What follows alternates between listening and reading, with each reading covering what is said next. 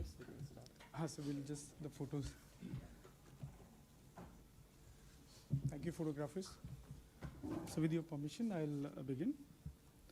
Hello, everyone, and welcome to this post-policy press conference. With us today, we have respected Governor, Shri Shaktikant Das. I had said last time, just say Governor. Okay, sir. We have Shri Shaktikant Das, Governor, Reserve Bank of India with us, along with Dr. Michael Patra, Shri M. Rajeshwar Rao, Shri T. Ravi Shankar, and Shri Swaminathan J. Along with us also are Executive Directors, Dr. O.P. Mal and Dr. Rajiv Ranjan, and my colleague from MPD and the Secretariats. So we have 22 media persons present here, and as is our want, we will first go with your opening remarks and then we'll go for the press conference. Yeah. Over to you, sir. Thank you for being here. Good morning. You have already heard the statement. It's been uploaded also. As a part of initial remarks, I would like to make 9 points. First, domestic economic activity continues to be strong. We expect the real GDP to grow by 7% in the next financial year, 24-25. Second point, CPI inflation is moderating with intermittent interruptions and spikes. We have to remain vigilant about the incoming data and the outlook. Our endeavor to achieve 4% inflation on a durable basis has to continue. Third, globally, markets are front-running central banks in anticipation of policy pivots. But central banks remain apprehensive and await a more durable alignment of inflation with the targets. Four, liquidity will be actively managed by the Reserve Bank. 5, our multi-pronged, proactive and calibrated policies have worked well to maintain and strengthen macroeconomic and financial stability. 6, systemic, sectoral and institution-specific signs of stress are being proactively monitored and acted upon wherever necessary. 7, let me reiterate that good governance, robust risk management, sound compliance culture, and protection of customers' interest are the hallmarks of the Reserve Bank's approach to the safety and stability of the financial system and individual financial institutions. Regulated entities must accord the highest priority to these aspects. This is the 7th point. The 8th point is the external sector of the economy remains resilient. The current account deficit is expected to be eminently manageable. 9, the exchange rate of the Indian rupee has remained stable. Thank you. Thank you, sir, for those opening remarks. And may I request all of you to wait for your turn to be called, and request also to stick to one question. And if we have time, we'll go for the other or second or third question. So I'll begin by inviting Lata Venkatesh from CNBC TV 18. Thank you, Governor. Thank you, Yogesh. Sir, I'm a little confusion about whether you are distinguishing between liquidity and your stance. You have mentioned in 3 places that the entire rate hike has not been fully transmitted. So I assume you want more hike transmitted. But separately, you have said that you will manage liquidity, para 21 in great detail, that you will manage liquidity with a bunch of instruments. Should we understand, therefore, that unlike a majority of the last 5 months when call was closer to 6.75, you will be more like you were in the last 1 week, where you will give long-term liquidity through repo and adjust for short-term, which is keep call rate closer to 6.5. Is that what you are trying to say, that I'll do that, but I want more interest rate hikes to happen. And sir, since you have dwelt twice on this good governance, I must add, are you trying to say that you will not give Paytm any further timeline to set them right? Does Feb 29 stand? Is that what So we there should are two understand? questions actually. Two questions. So please ask one question each. The first part of the question, I would request Deputy Governor Michael Patra to reply. The second part, I would request Deputy Governor Swaminathan to reply. Go ahead. As Governor has clarified in his statement, the stance is all about the future course policy rates. Little louder. Sorry. Okay. Now, liquidity is endogenous to the rate. When the rate is the chief instrument of monetary policy, liquidity follows the rate. You have to move liquidity to achieve a certain rate. So our objective is to keep the repo rate, keep the weighted average call rate around the repo rate. But there are times when there are temporary drivers of autonomous liquidity like government balances, which go through tectonic shifts, and market participants take time to adjust. Even they are unsure about the future direction of this. So that is why sometimes the call rate goes to where it went. But you saw that we were nimble in our actions and we brought it down to the repo rate. That is our endeavor. But you were nimble after 5 months. So I'm asking, will you be like the previous 5 months? No, that is- Or will you be like the last 5 days? No, that is not correct, because at the time when the rates were up, we allowed market participants to take what liquidity they wanted from us through our standing facilities. And we did the main operation every 14th day. So it was not that we let it go, but it was the market participants still, you saw the reactions to the VRRR, they are unwilling to let go because they are unsure about how balances will move.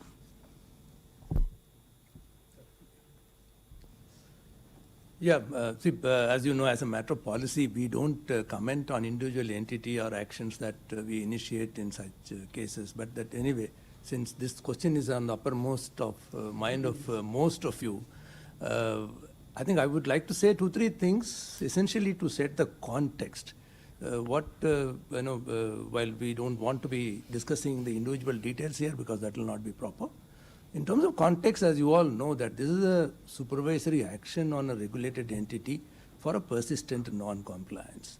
Second, such supervisory actions are invariably preceded by months and at times years of bilateral engagement, where we not only pointing out the deficiencies, but also provide more than adequate time for them to take corrective action. Third, of course, is in terms of, as a regulator, it's incumbent upon us to protect the interest of the ultimate consumer and thereby protecting the stability of the financial system. So these actions have to be seen in that particular context. Coming to the second part of your question, what lies ahead? You know, as part of MPC, we don't give a forecast in these matters. So I think you will have to wait. And of course, we have been feedback we have been getting, we'll work on. And as a responsible regulator, suitable steps will be taken to ensure that the customer inconvenience, if any, is minimized. So we will take care. I think with that, we can give a rest to this question and then move on to MPC is my request. Thank you. Thank you, sirs. I'll move on to Mr. Govardhan Rangan from Economic Times. So thank you, sir. So good afternoon, Governor. For the rate decision, or rather, the status quo, you specifically mentioned that the transmission of 250 basis points is still continuing. So, the bankers say that the deposit rates have already gone up by 250 basis points, and the lending rates have also gone up. So, what in your mind is the actual transmission that has not happened, and how much is that? And what is the benchmark that you're looking at to conclude that the transmission has happened? Thank you. Okay, again, like the previous questions, I would request, I think, DG Swaminathan, supplemented by DG Michael Patra, to reply to that question. Let there be wider participation. I don't want to monopolize all the answers. So, yeah, go ahead. Yeah. See, as far as the transmission in a hiking pace, as we have always seen in the past, the rates on deposit side, the resets much faster. And they get passed on, and as we have seen, deposit rates have almost played out. While on the lending side, it does take time to pass for two critical reasons. In our assessment, there are two major reasons. One is that, the proportion of loans that are benchmarked externally, what we call EBLR linked loans, is still less than 50%. So where the transmission could be instant is only where the EBLR comes into play. In case of other instruments, other benchmarks like MCLR or base rates or fixed rate loans, it does take time to transmit. So that is the precise reason why we still see that transmission is fully not in place. The second, also in a hiking pace, we have seen banks in their anxiety to maintain their market share in the incremental credit also adjust their margins so as not to lose their market share in the incremental credit. So that also impedes a complete transmission in terms of the effective interest rate. So I hope, as we understood from the context of these two parameters. Thank you. Anything you would like to supplement? No. Yeah. I'll move on to Mr. Ankur Mishra from ET Now. Mike. Thank you, sir. I would like to ask a question once again on the persistent issue. We understand there has been meeting with Paytm officials and Reserve Bank of India. What transpired in that, I don't want to know the exact details, but from the financial system point of view, the company has been claiming that they have taken all the remedial measures and all the efforts are being made so that there is minimal or no impact on customers. So from that point of view, is there any remedial measure which has been suggested by Reserve Bank of India? I think same This is Paytm. again a matter of bilateral discussion, so I don't think that will be proper for us to discuss it in this forum. So as I said, discussing on individual entities will not be very proper, giving granular details in this matter. So we are seized of the issue, and as we take steps, we will keep the media and public certainly informed. Thank you. You see, as the Deputy Governor has already commented, I mean, sufficient time, I'm again saying in a general sense, not specific to this case. We give sufficient time, we give sufficient time to every regulated entity, every entity that is supervised by the Reserve Bank to comply with the requirements, the regulatory requirements. We give sufficient time, and sometimes, as he pointed out, sometimes it may even look more than sufficient time.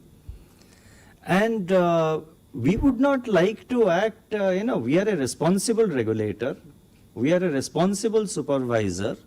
If everything had been complied, I'm talking about in a general sense, why should we act? I mean, after all, we have a responsibility. It's a responsible institution, RBI. So that's how it is, yeah. Thank you sir. अब मैं आमंत्रित करूंगा जीवन भाव sir, all India radio. नमस्कार sir. पिछले कुछ सालों में, पिछले कुछ महीनों में कुछ बैंकों ने अपने लेंडिंग रेट्स कम किए हैं, लेकिन जो कम किए हुए रेट्स का जो बेनिफिट्स है वो नए कस्टमर्स को दिया जा रहा है. पुराने कस्टमर्स अभी भी हायर रेट्स पे लेंडिंग रेट्स पे कर रहे हैं. तो इसके लिए ये पैरिटी लाने के लिए आरबीआई कुछ इंस्ट्रक्शंस इशू करेगी या कुछ बैंकों के साथ टेकअप करेगी? नहीं, ये जो इंटरेस्ट रेट्स हैं जो नए कस्टमर्स को मिलता है, लेकिन एग्जिस्टिंग कस्टमर्स को भी ये फ़ायदा होता है. जब वो रेट रीसेट होता है तब एग्जिस्टिंग कस्टमर्स को ये फ़ायदा मिलता है. तो पॉलिसी चेंज की ज़रूरत नहीं है, क्योंकि जो गाइडलाइंस हैं फ्लोटिंग रेट इंटरेस्ट पे, उसके आधार पे दोनों एग्जिस्टिंग कस्टमर्स और नए कस्टमर्स दोनों को ये फ़ायदा होएगा. Thank you. धन्यवाद सर. अब मैं आमंत्रित करता हूँ आनंद अधिकारी, business today. Good afternoon, sir. I'll also make an attempt on Paytm. DZ Swaminathan talked about this persistent non-compliance, and he also said in such cases months and years of bilateral engagement.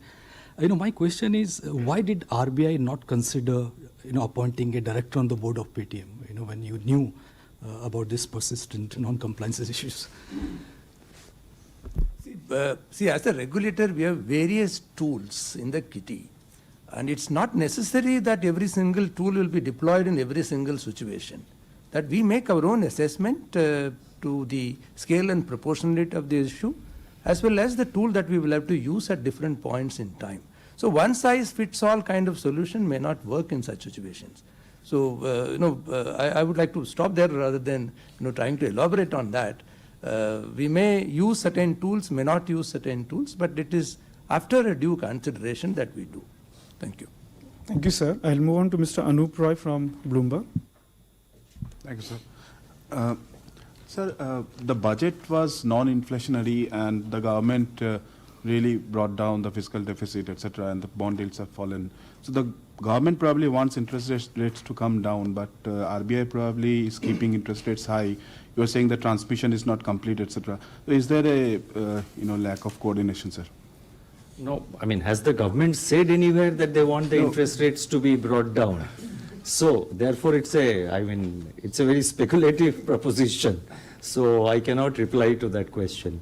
Thank you. Thank you, sir. I'll invite Shama Mishra from Doordarshan. Good afternoon, sir. So it's again on Paytm. The situation, as we describe it, that Paytm is known as one of the pioneers of fintech. Coming to this situation, do you see this as a worrisome situation for the entire sector? And what lesson would you like to highlight for any similar, future companies? Now, let me sort of provide some broad guidance on this Paytm issue because, there have been at least 4 or 5 questions till now, and there could be many more questions. So, let me put the entire thing, let me put the record straight. Now, you said that worry about the system and all that. There is no worry about the system at the moment. Here we are talking about a specific institution, a specific payment bank. As the Deputy Governor Deputy Governor Swaminathan has already explained, he has provided several details. Similarly, I also don't want to comment on a specific case. But in this context, I would like to make some general observations, not with specific reference to Paytm as such, but some general observations which includes all our regulated entities.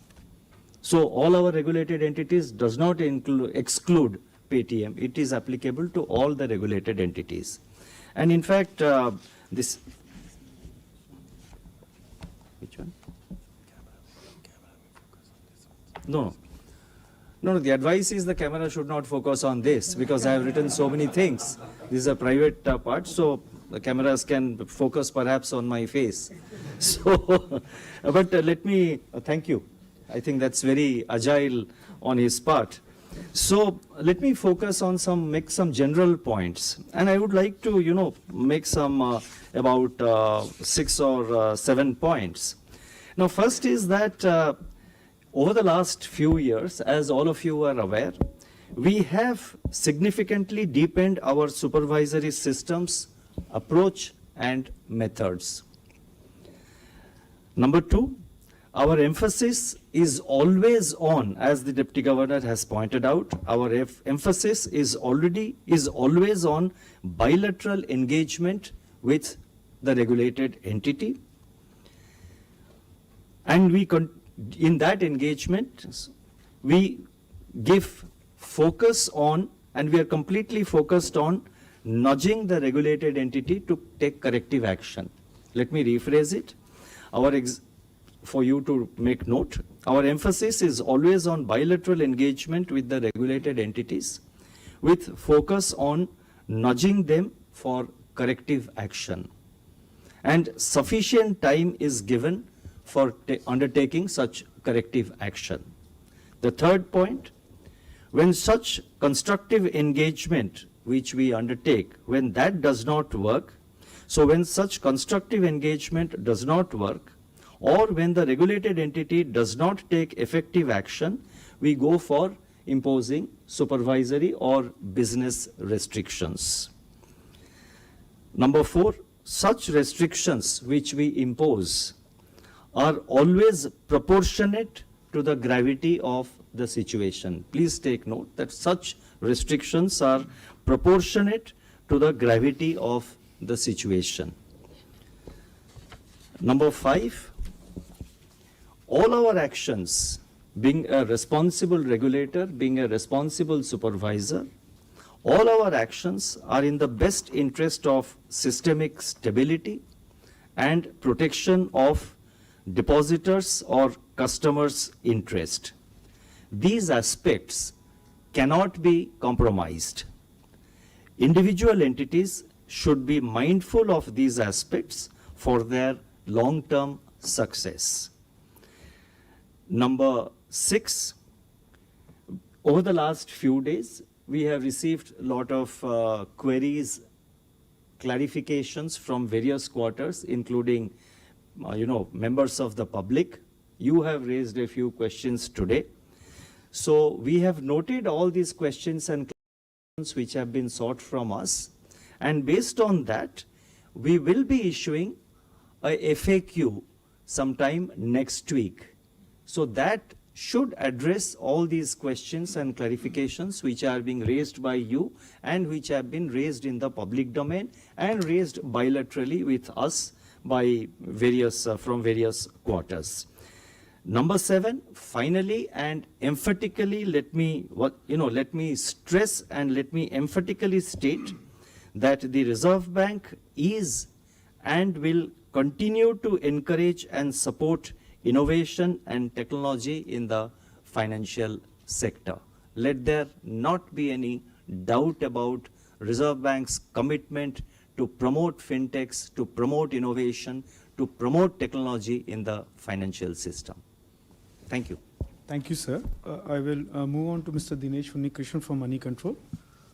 Thank you, Yogesh. Thank you, Governor. I have a very short related question, sir. You in your remarks, you stressed about the good governance and sound compliance, and this is not something that you're speaking for the first time. You have been emphasizing this part, and the role of the boards in the regulated entities is extremely critical, as you have pointed out. What is your view on the role of the Paytm board? Because it didn't happen all of a sudden. Since 2021, RBI has been alerting the regulatory breaches. And as per the process, the RBI on-site inspection report is passed to the ACB and the board for corrective actions. So probably, if they had acted on time, things would not have worsened to this level. So why is the regulator silent on the role of the board while the reasons for this action is quite evident? You see, typically we do not share such granular information. We have been engaged with the institution, with the entity for quite some time. And within that, with whom we interacted and how it was, such granular details, it will not be appropriate on our part to share those details. Thank you, sir. I'll move on to Mr. Vishwanath Nair from NDTV Profit. Hi, sir. Thank you so much, Yogesh. I'll give you a little respite and move to another topic. But on CBDCs, you're talking about introducing additional programmability. No, we don't need any respite. The topic go ahead, but the point is, the same question is coming up. And also, in as much as we are issuing a FAQ, so I would request if you have still some clarification or something on which you want clarity, I think you can send it bilaterally to us. Directly you can mail it to us. We will see to what extent we can address that question. Yeah. Sure.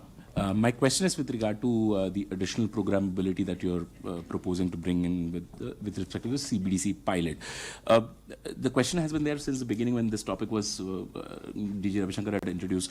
Doesn't this go against the fungibility of money if the intent is to make CBDC the equivalent of paper currency? And if you introduce specific restrictions on usage, does the fungibility factor not go opposite to that? No, we are not imposing a restriction. I think we are making it more flexible, but let DG Ravishankar take that question. Thank you. Shifting to me. So, I'll give a more formal answer, I think, but the best way to think about it is when a family puts some currency notes in a package to be used for, let's say, groceries during the month.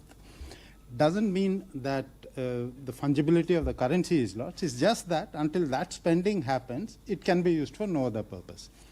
I'm just giving you as an example to be able to think on what we mean by fungibility. what we mean by programmability. When you do programmability, for a moment, fungibility is on hold. We have to realize that it's a facility that we are providing the currency. Again, by way of an example, let's suppose that a school has given some money to a student who won a prize to buy books in a particular shop. So the student can only use this money to buy books in that shop. That's intended.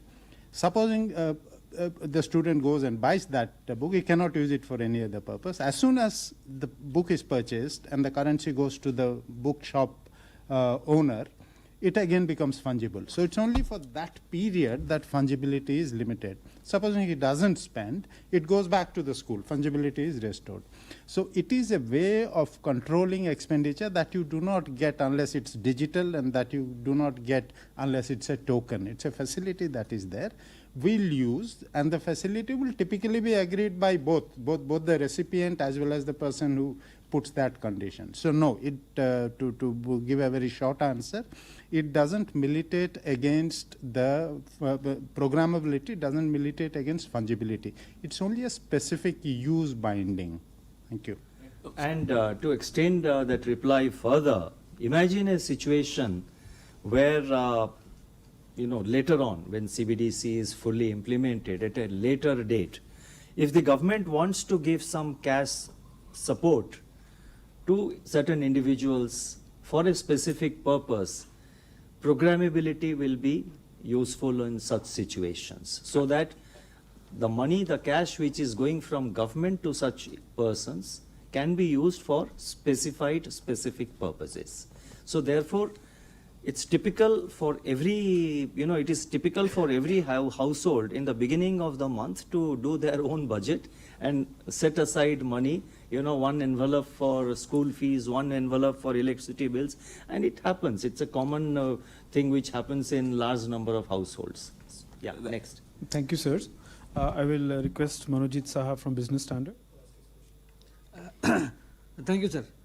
So I again go back to the para 21 on liquidity. So you said stance is with respect to rates and incomplete transmission. Does that mean that you are creating elbow room to do liquidity operations, OMO purchase, to infuse liquidity, because March is going to be very tight, and then then such liquidity operation will not be seen out of sync with the stance. So you're separating the stance from liquidity management, and you're saying it is only on rates. Does that give you elbow room to do OMO purchase when liquidity will be very tight in March? You see, what we have attempted to do today is to, clarify and clearly state that do not read the stance of monetary policy in terms of excess liquidity prevailing or deficit liquidity prevailing. That's not the point. Liquidity plays a secondary role to support monetary policy transmission. That is, there is a monetary policy, there is a repo rate. Liquidity situation in the market, I think that is what the Deputy Governor said in the beginning itself. You clarified that we try to keep the liquidity at a level wherein the overnight call rate, which is the operating target of monetary policy, remains around the repo rate. In the first part of this year, due to various exogenous factors, there was a lot of liquidity. So we conducted sort of repo auctions, variable rate repo auctions, but market took time to adjust, and market also, banks, individual banks make their own analysis of the liquidity situation. And that analysis by the banks also varies within a day. You look at yesterday or was it day before? We did 2 VRRR auctions. Both. The response to the first one was very low. I think some 4,000 crores. Yeah. But then same day we did one more, and we got a response of 27,000 crores. So between morning auction when the banks offered 4,000 crores and to a subsequent auction in the afternoon, the banks offered 27,000 crores. So therefore, due to various autonomous factors, liquidity situation has been fluctuating in the market. Banks make their own assessments. Banks also take their own decision. Markets and banks, and meaning the banks and the markets, take time to adjust to the evolving liquidity situation. So far as the RBI is concerned, we will remain active, we will remain nimble in our liquidity management. What instruments we will utilize, that will depend on the prevailing situation, which will come up from time to time. I cannot say that we will use this and not use this. We have several instruments at our disposal. Depending on situation, we will use the most appropriate instrument. Also, let me ask one thing very straight. Other people also. So I'll move on to Mr. Brijesh Kumar from Z Business News.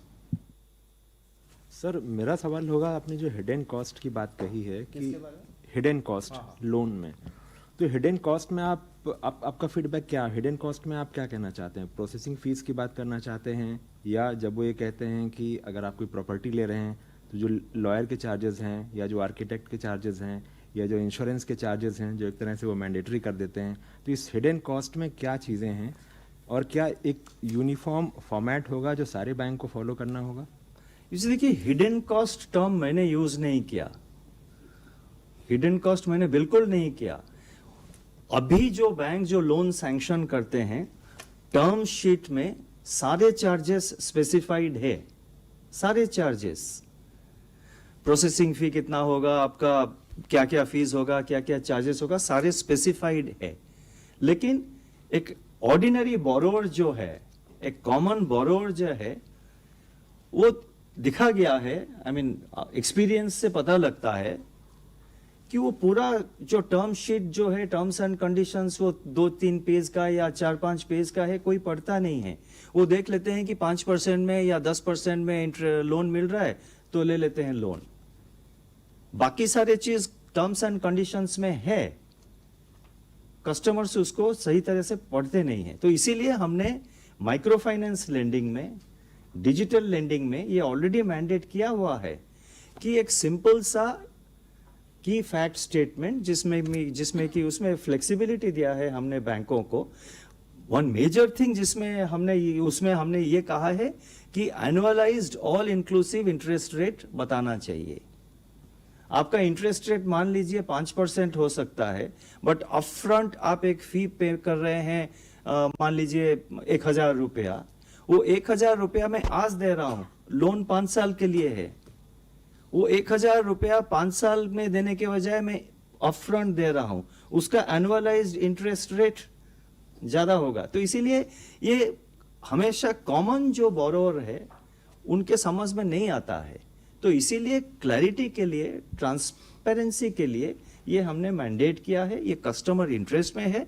अभी भी banks वो information दे रहे हैं, कोई hidden cost नहीं है, कुछ hide नहीं किया है। तो let us be very clear, the bank's terms and conditions are very transparent in the sense that all information is given, but experience ये है कि हम लोग पढ़ते नहीं हैं। तो इसीलिए एक सिंपल सा टर्म शीट उनको की फैक्ट स्टेटमेंट हमने मैंडेट किया है, purely in customers' interest, and I am sure banks will encourage it because the banks also are interested in, the banks are long-term players, so they are not short-term operators.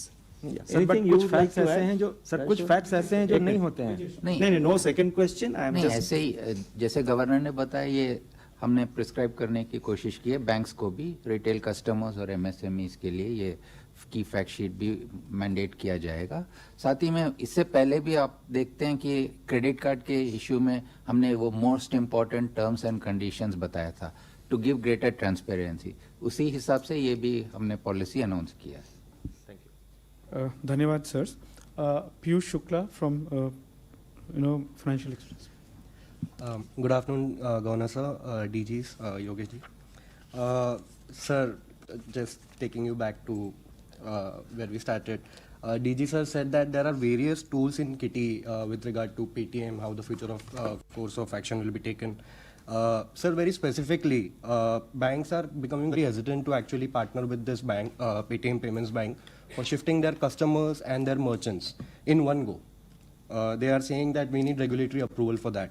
So will you provide that, and will you allow the sale of their wallet to other potential payments bank? It will be very difficult to provide any hypothetical answers at this point in time. So as I said that we are, there's still time that is provided for customers to continue to access the services that is provided. So during this period, we will see what else needs to be done, and keeping, as Governor also said, that we keep the customer in the center of what needs to be done. So we will take appropriate steps. The second part of your question, what the other banks will have to do, each of them, it's a business decision, and they have got to carry out the required due diligence as per their laid down board approved policies, and I'm sure that they will carry out that if they have got to do a partnership. So that's something which we will not comment at this point in time, but what tool and shape it will take is not something which we would like to speculate at this point in time. We may wait for the FAQs, which will give you more clarity. Sorry, so banks don't need regulatory approval for taking on board the Paytm customers, is it? It's very specific to a particular item. I think it's better for you to wait for the FAQs. As Governor Please said. be patient. Let the FAQ come next week. Okay. Thank you, sir. I'll move on to Swati Bhatt Shete from Reuters. Thank you, sir. Governor, today you've said that next year's growth is projected at 7%. Nominal GDP growth as per the budget is projected at 10.5. I mean, I don't know if my maths is wrong, but effectively that would mean inflation is at around 3.5% next year. Is that right? Are you being a bit too optimistic about growth, or is the government underplaying growth and being very modest in their projections? Thank you. So I think you take that question, yeah. Because he likes to play these balls. No, I will not venture to answer for the government, but my understanding of this is that what goes into the nominal GDP is not CPI inflation, it's the GDP deflator. And GDP deflator is always a weighted combination of CPI and WPI.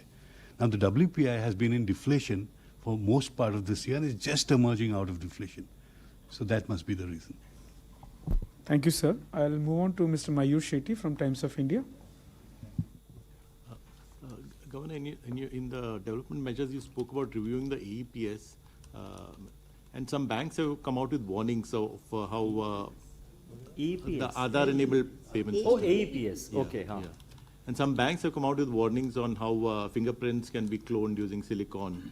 Is that what's caused this thing? And also, since OTP is also being reviewed, does it mean that the traditional forms of KYC are the best option for regulated entities? No, OTP is not being reviewed. What I'm saying is that over the years, it so happens that OTP has become the most popular and commonly used AFA, that additional factor of authentication. But with the movement of time, various other technologies and methods have come up.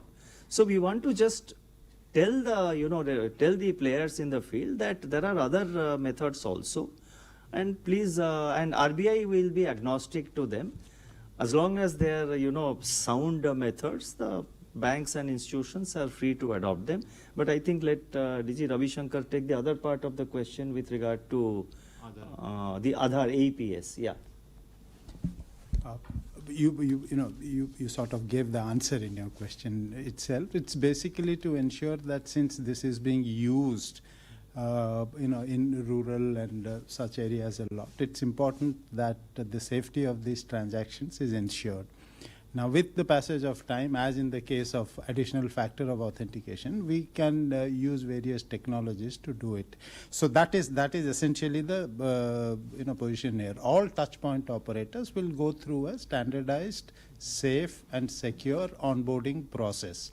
We can add, we possibly can, as we have indicated, we can also add other factors into it. For example, the switch on has to be done by the customer instead of it being pre-available on the system, or it can have geo limits beyond which it cannot operate. Whatever is required for the customers. The idea is that, as Reserve Bank has always been placing a lot of emphasis on the security of digital transactions, which we believe is key to ensuring customer adoption, especially customers who are not savvy digitally. But this is an effort in that direction to improve the security of transactions. Thank you, sir. I'll move on to Mr. Hitesh Vyas from Indian Express. Sir. Hi, sir. Good afternoon.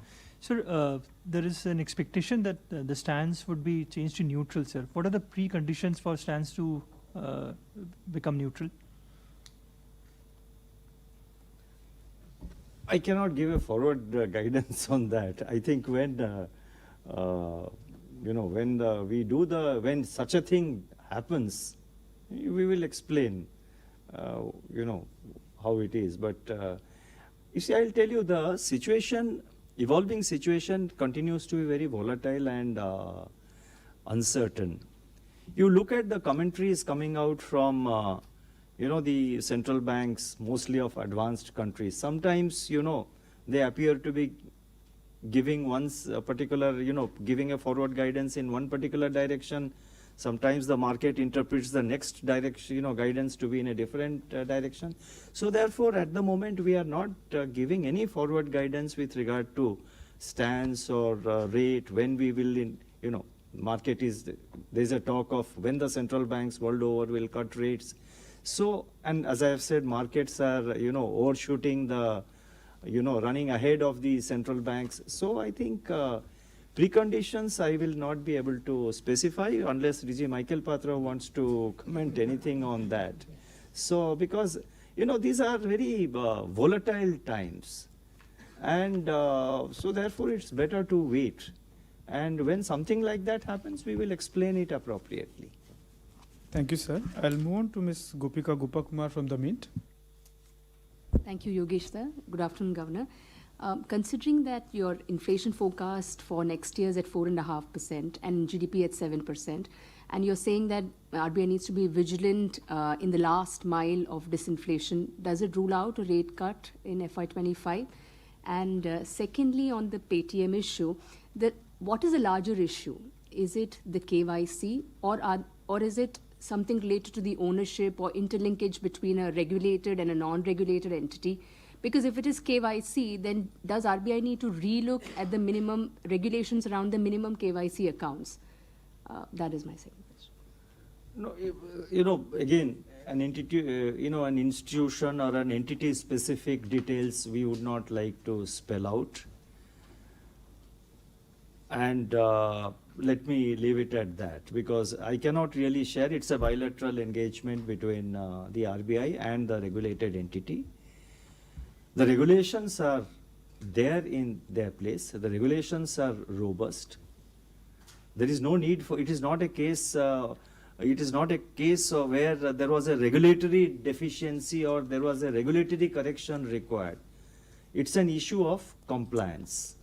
Compliance with various parameters. You mentioned about KYC, but compliance with so many aspects. Again, let me not specify the details. So regulations are there, regulations are robust, and it's a situation where we are focused on the compliance not being there with the regulatory requirements.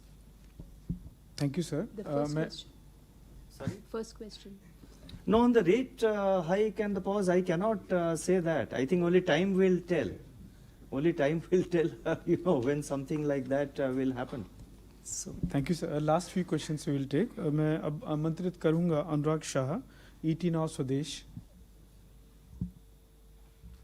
हाँ, नमस्ते sir. Thank you Yogesh sir. नमस्ते sir. Sir, पिछले कुछ महीनों पहले जब आपने personal loan पे चिंता जताई थी और उसके बाद रिस्क वेटेज वगैरह बढ़ाया गया था, तो क्या अब भी उतनी आप चिंतित है? वहाँ चिंता कम हुई है? और क्या सर आपका मानना है जिस तरह से पर्सनल लोन बांटा जाता है वो भी एक देखने की चीज़ है? हर किसी को, चाहे बड़ा आदमी हो छोटा आदमी हो, दिन में 2-3 कॉल तो आते ही है पर्सनल लोन की, ज़बरदस्ती इसके लिए. तो ये भी एक तरीके पे भी क्या आप मतलब, क्योंकि टेली कम्युनिकेशन तो आपके हाथ में नहीं है, बट फिर भी सर तरीके जिस तरह से बांटा जाता है. और सर बाकी दूसरा सवाल जिसकी सबसे ज़्यादा चर्चा हुई उस हिंदी के दर्शकों के लिए जो करोड़ों मर्चेंट्स और ग्राहक है उनके लिए सर, क्योंकि सर आप जो बात बोलेंगे वो एक भरोसा देती है देश की जनता के अंदर. तो सर क्या भविष्य में जब पूरा ये मामला हो जाएगा तो अगर डिस्ट्रप्शन आता है तो आरबीआई वहां मजबूती से खड़ा रहेगा इस मामले से जुड़ा हुआ, और क्या आने वाले दिनों में कुछ और क्लैरिटी भी आप इस पूरे मामले में देंगे? किस मामले में?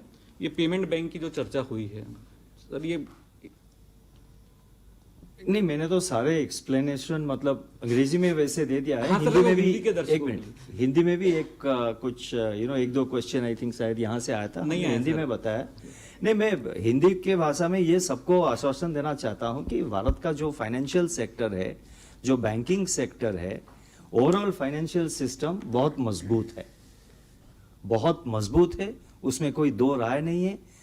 आप बैंकों की हो या non banking finance company NBFCs का हो, किसी का परफॉर्मेंस आप देख लीजिए, बहुत ओवरऑल पैरामीटर्स आप अगर देखेंगे सिस्टमिक लेवल पे और इंडिविजुअल लेवल में पैरामीटर्स आर स्ट्रॉन्ग, और इंडिया का फाइनेंशियल सिस्टम बहुत मजबूत है, ग्रोथ साउंड है, ग्रोथ भी अभी अच्छा मोमेंटम है।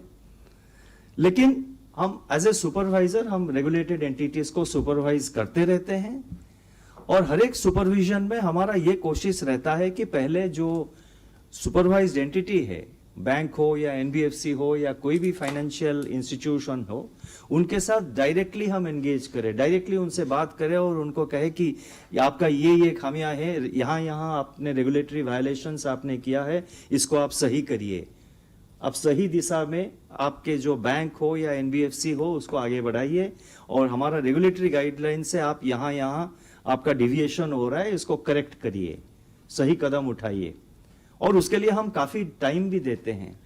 जब एक्शन नहीं लिया, ये मैं जनरल सेंस में कह रहा हूं, कोई एंटिटी स्पेसिफिक रिप्लाई ये नहीं है, और जहां एक्शन टाइमली नहीं लिया जाता है या इफेक्टिव एक्शन हमको दिखाई नहीं देता है, वहां पे हमको पब्लिक इंटरेस्ट में, कस्टमर इंटरेस्ट में, डिपॉजिटर्स इंटरेस्ट में, ओवरऑल फाइनेंशियल सिस्टम के इंटरेस्ट पे कुछ कदम उठाना जरूरी हो जाता है। और वो कदम हम इसीलिए उठाते हैं क्योंकि रिजर्व बैंक जो है वो फाइनेंशियल स्टेबिलिटी और फाइनेंशियल सिस्टम का कस्टोडियन है। रिजर्व बैंक हमेशा इस मामले में कमिटेड रहा है, आगे जाके कमिटेड रहेगा, और आपने कहा मजबूत से खड़ा है, रिजर्व बैंक बिल्कुल मजबूत से खड़ा है। Thank you. सर पहला सवाल, सर पहला सवाल नहीं नहीं Sir, Pratigya from Informist Media and then Anshika from Hindu Business Line. Two questions, sir. Last two questions. Good afternoon, Governor. So, public debt has been high for 3 years now because of COVID spending by governments across the world. So, what risks does RBI see specifically now to raise this as a risk factor, and what are the spillover risks for this for India? You see, I was raising it in a global context, not in the context of India. The India part of the information I have given just by way of information. But my reply was in the global context. You know, you see the footnotes of my monetary policy statement, all the supporting data is given. By the end of this decade, global debt to GDP of EMEs, advanced economies all put together is expected to exceed 100%.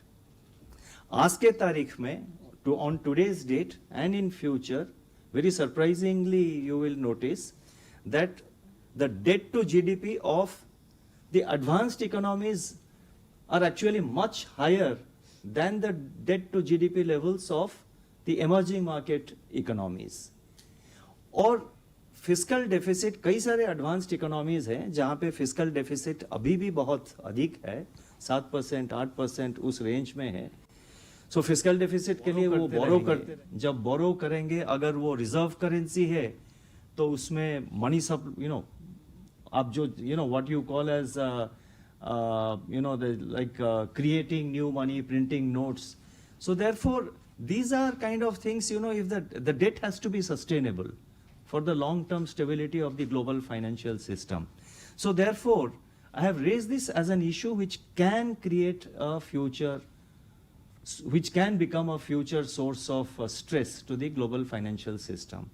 So far as India is concerned, you please again look at my statement. I provide the data in the footnote. The IMF fiscal monitor gives out the data for India. The debt to GDP for India had gone up to 88%. General government, states and center, had gone up to 88% during the COVID year of 2020 because of the various fiscal measures which were undertaken. And and it projects how by 2028 it's likely to, it has already come around about 81% or so. By 2028, according to the IMF's fiscal monitor, it is expected to be around 80% or so.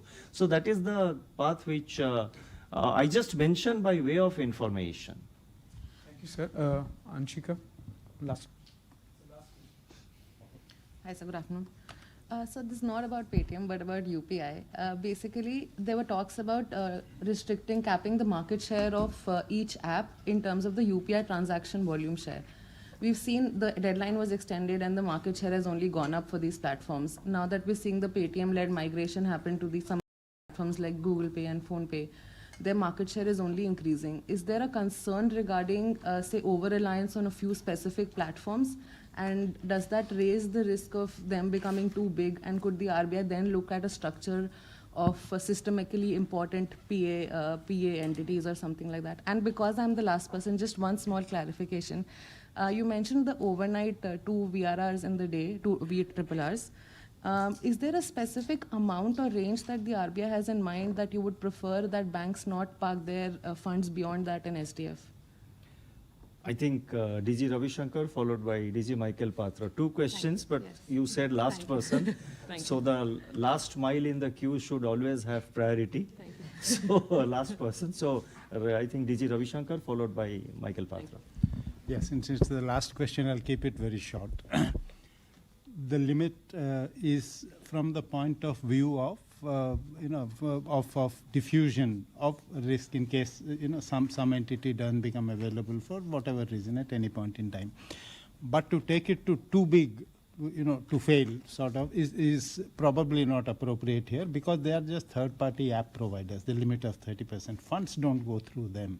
So the system is not threatened, except that there could be a temporary inconvenience in terms of shifting over to an additional system.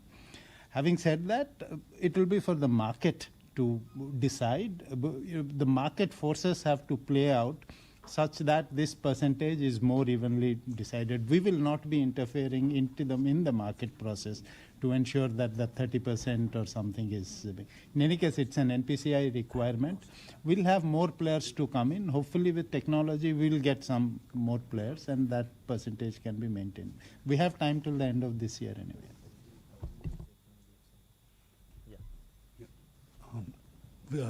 We don't have any preconceived limit on how much they put in SDF. The SDF by its very nature is a standing facility and it's at the discretion of market participants as to how much they want to use. As to why we did 2 VRRs during the day, we assessed market conditions and bidding behavior. And we've in the first auction, we realized that there were like bids which were higher than the amount we offered. We offered 50, we got a lot more. So we thought that probably they would like to park more in the VRRR, which is more remunerative than the SDF, and so we did the second one. Yeah, I think DG Swaminathan wants to Just one clarification on, because the question came around the UPI apps. See, this particular action is against the payment bank. It's not to do with, not to be confused with the payment app which is run, right? That's okay. We will clarify through the FAQs, but just to clarify in terms of your question, just as a supplemental information that as an app is not impacted by this action. Okay, thank you. Thank you, sir. With this, we come to a formal close of the press conference, the first press conference of the year, and looking forward to a few more. All the best to you. Thank you for coming. Thank you. Thank you.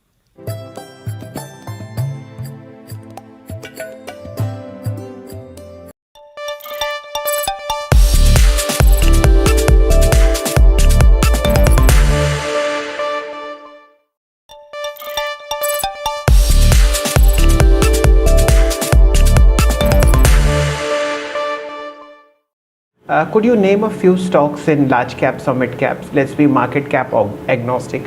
Where have earnings surprised you for the positive, and where would these stocks be over the next 6 months to a year? First one is IT. Second one is from the pipes and pipe fitting theme, Astral Limited.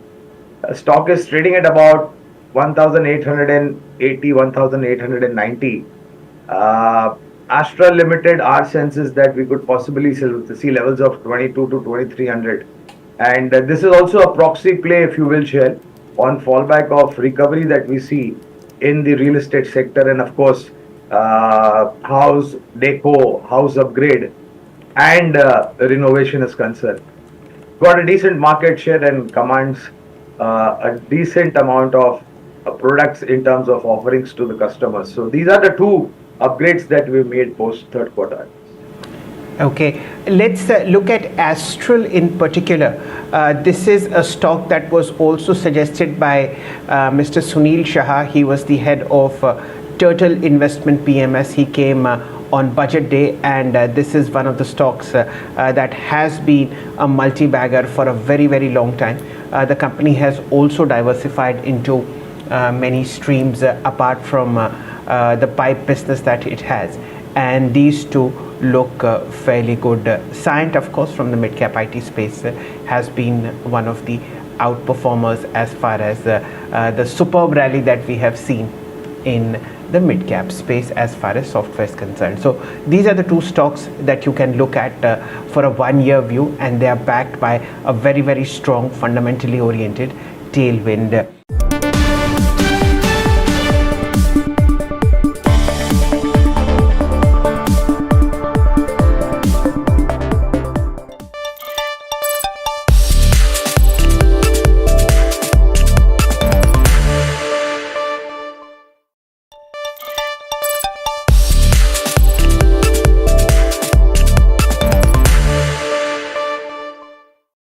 Hello and welcome. You're watching Business Today Television. I'm Sakshi Batra, and this is a special edition. Our focus is on the Q3 earnings of Godrej Properties. Now, for the December quarter, the company has reported a consolidated net profit of 62 crores. That's a growth of 5% from the same period last year. Revenues have increased 68% from last year to 330 odd crore rupees from 196 odd crore rupees that was recorded in the Q3 of FY23. Now, this quarter has also seen for the company the highest ever quarterly sales for the second quarter in a row, with 4.34 million square feet of the area that's been sold. Now, to discuss more insights from the quarterly earnings and to also share with us an outlook going forward, I'm now joined by the top management of the company. Gaurav Pandey joins in. He's the MD and CEO of Godrej Properties. Welcome, sir. Good to have you with us on Business Today Television. Let's start off by understanding from you, as far as the sales are concerned, you've already achieved 93% of the booking value guidance for the fiscal year 2024 by the end of the third quarter, and the